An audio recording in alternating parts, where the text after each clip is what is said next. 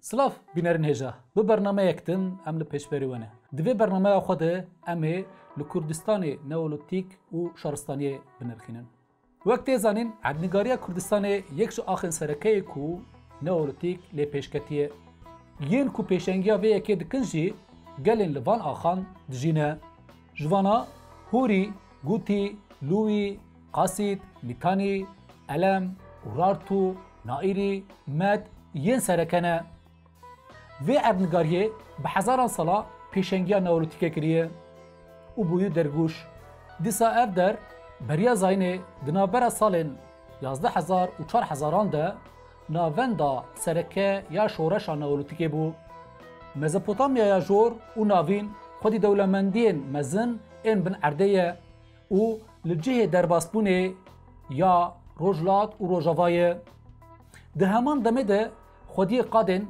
هری برهمدار این چاندنی و خودی کرنا سوالانه و خودی آف هوایک پاکه کو جمروواهی را درگوشی کریه دبن روناهیا وینز کاتیا گشتی ده تفهم کرن کو عشیرن هوری ین کو بهاوره و بهاوه گریداینه بریا زاینه دنا برا سالن 2000 و 1500 ده کنفدراسیون کاوا کرنه لینه کارینه بقاسی هیتیتان خواناوندی بکن و پیش بکون نهاجی ام پیدا کون دست پیکه ده ام هوریان بنرخینن هوری به هیتیت و کومن اتنیکی ین لوی و خالدی را کو بنگاهوان اجواکی پیک دا آنین هر تم دناوا تکیلیه دبونه رستک گرینگ مینا خلکه که جوه گوهستنا بازرگانیه یا سومری بابیل و آسوریان باکور و روجلات دلیزه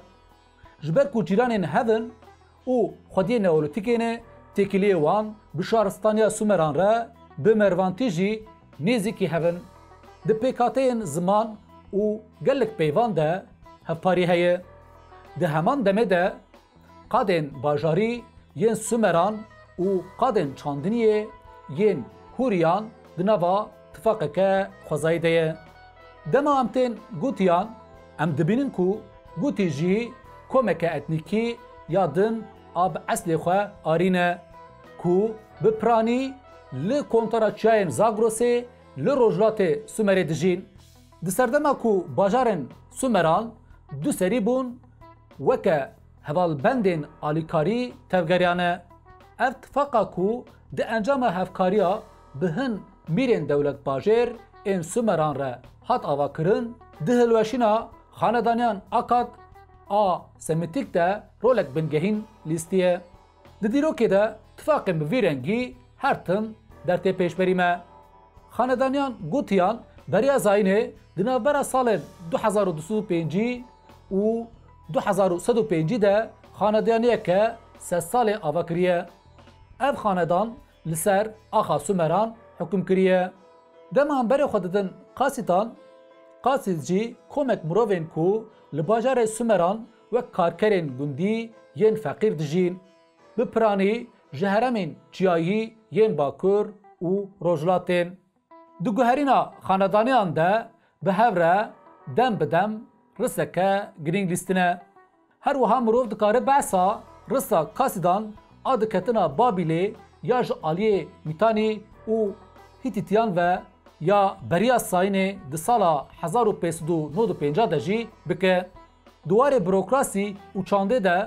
جخوره اکولک آوا کرن ام شوپا ویه که درو پل دیروکه ده دبینن بگومان ده دیروکه ده گل خالن کو بزلال کرن هنه ام ورن سر میتانیان فدراسیونه که بهستره کو پشتی هولدانا کنفدراسیونا هوریان هاتی آوا کرن جلو حین کو لور هاتن دیتن تفهم کرن کو ناوندا میتانیان باجاره و شکانیه یعنی سرکانیا ایرو بکوما زمان هوری تی آخافتن کو بگرانی لناوندا مزپوتامیا لهرمن رحا مردین و شرناخه ین ایروین بلاو دبه بری زاینه دنابرا سالن 1500 و 1205 ده جیانه شارستانیه که به حسن را مجول دبه و به خودی کرنا هسپان نافداره ام دبینن کو her tim bi Asûr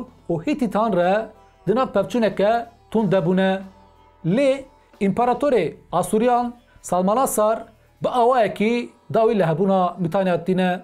Dema em tên şaristanîya Urartu em dibînin ku beşeke girîng a şaristaniyê ku navenda wê li peravên wanê ye. Li ser bingeha komên etnîkî yên Xaldî û Hûrî ye. Îhtimalek mezin e ku Xaldî pêşiyên Ermeniyan e. Ew piranî li heremên Bakurê Urartuyan dijîn. Tê dîtin ku ew li ser bi sedan eşîrên ku eslê xwe Hûrî ne hatine damezirandin û hêdî hêdî veguherîne navendeke federasyonî. Berî Zayînê di navbera salên 1700 de jiyane.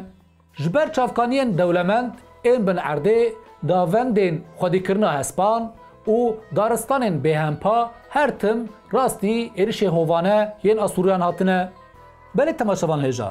Yek ji xala girîng û şaristaniya girîng ku em her tim tînin ziman jî me de.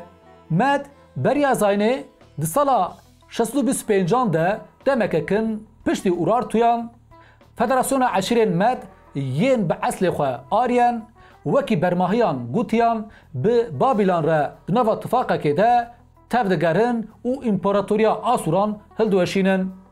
Babil careke din bi ser dikeve.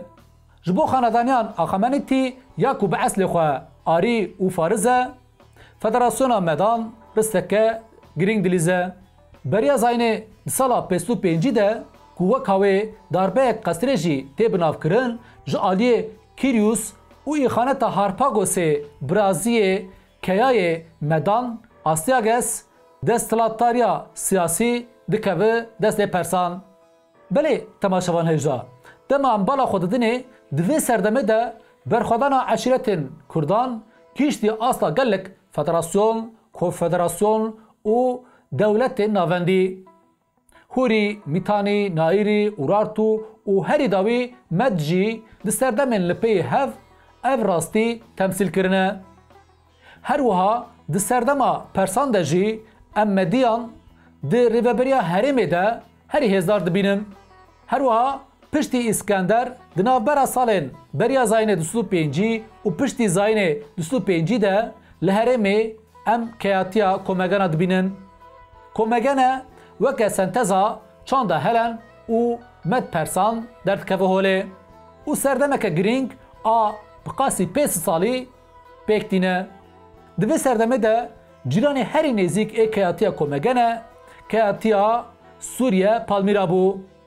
Dema piştî Zayînê di sala 268 de Keybaniya dawî ya Palmîra Zenûbe ji hêla împaratorê Romayê Aurelius ve dîl hat girtin dawî li Keybaniya Palmîrayê jî hat.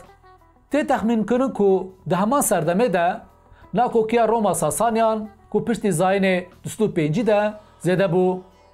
Bu sedema perçebûna keyatiya komegeneyê û parvekirina wê ya di navbera her du aliyan de. Bi hilweşandina împaratoriya Persan ya ji aliyê İskenderê Makedonî ve di salên 330 yên beriya Zayînê de di şaristaniya Mezopotamyayê de pêşketinên nû rû didin. Ji niha û pê ve geşedanên li ser şaristaniya Rojava wê bandorê li herêmê bike. Di destpêkê de Helenan gelên herî kevn ên Anatolya, Turiya, Frigya, Lidya û Luis di nav çanda xwe de helandin. Ev helandinan Helenan li erdnegariya ku Kurd lê serwerin disekine. Hêza çanda Proto-Kurd di vir de diyarkere. Avaniya eşîrî ya bihêz destûr nedayê ku çand û zimanekî cuda ji derve bikeve nav Kurdan. Bêguman pênasekirina civaka Kurd nehêsan e. Çiya, çandinî, sewalkarî bi gelê Kurd re yek e. Li gel ku bajarvanî têgeheke ji Kurdan dûr e, gundîtî belkî diyardeya herî civakî ye ku ji aliyê bav û kalên Kurdan ve di dîrokê de yekem car hatiye pêşxistin. Wekû komegene pir baş rave dike. Nîv gundî û koçerî شێوازên niştecîbûn û tevgera Kurdan a hezar salan e. Deman bala xwe didinê bajar bi piranî ji hêla dagirkeran ve hatine damezrandin. An jî niştecîbûn e. Ev navê meعنeyê ku Kurdan qet bajara van nekirine û nebûne xwedî şaristanî. Her wiha tê zanîn ku di serî de Urartu, Med, Mîtanê bûne xwediyên gelek dewlet û şaristaniyên bajarê. Wan di serdema navîn de jî hikûmetên bajar dewletan ên berfireh ava kirine. Lêbelê ji ber ku hikûmet û dewletê damezrandî demek dirêj neman, bajar bi piranî bûne navendên hêzên dagirker û civakên derdorê.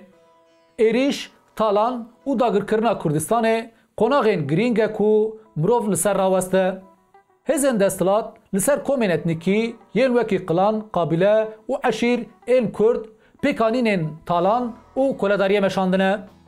Di serdemên berê de parastin û têkişûna Kurdan li dijî êrişên li ser av, ax û çavkaniyên xwe yên jiyanê bûn. Lêbelê di serdema şaristaniyan de ev veguherî parastina li dijî talan û koledariyê. Pergalên parastinê û çîrokên lehengiyê nîşaneya hebûna têkoşîn û şerên li vir in. Em bala xwe didinê beriya zayînê di salên 2000 de komên dagirker her tim ji hêla Îran, Kafkasya, Anatolya û Erebistanê diherikin. Kelehên li bajaran hatine çêkirin armanca wan parastina wan e. Her wiha xwespartina çiyayên bilind ji ber ku çiya wek kelehên xwezayî parastinê dikiye.